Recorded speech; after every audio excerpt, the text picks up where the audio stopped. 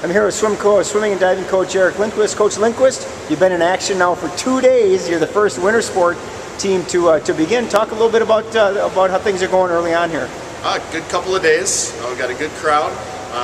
We only had 2 seniors leave the program last year, so we don't have a lot of spots to fill, but we've got a nice freshman class in here as well. They're new. They're trying to figure things out. We kind of refer to our first week as our organizational week. Get everybody settled. Like you said, we are the first group to go of winter sports. We're fortunate in that respect. But it's been a good first 2 days, and we're looking forward to more of those. You're coming off a pretty solid season last year, and obviously, you talk to any coach, if you don't win the national championship, there's obviously things you can improve on. Talk a little bit about the conference championships last year and what you're expecting a little bit for this year. We're in the MIAC. As good as we improve, so does everybody else.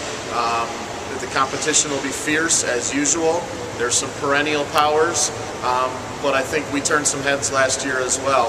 Having John go in the 100 breaststroke second, having some relays, really surprised a few of the other schools that maybe they thought they were going to move through us a little quicker, and they didn't. So some new faces, some returners that are strong. We're looking forward to that. It's a long ways away.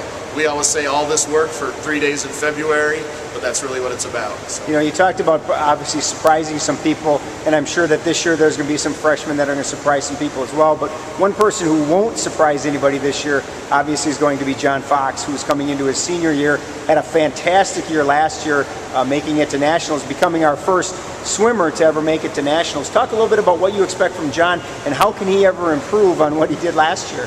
Sure. Well, that's the beauty of our sport. It can always improve.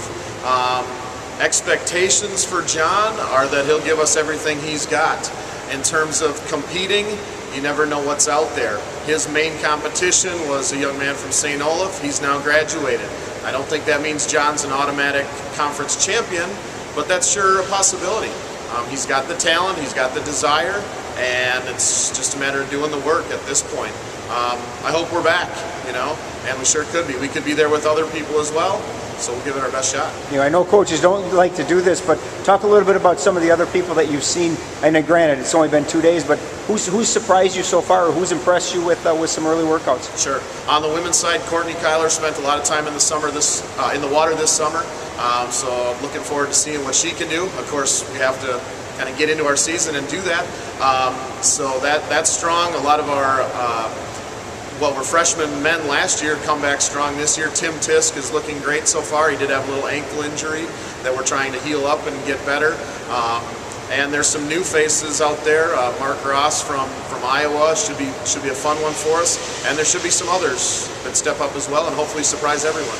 You have a couple weeks, you've got some training, and then you do a couple of events that aren't scored, kind of preparation for the upcoming season.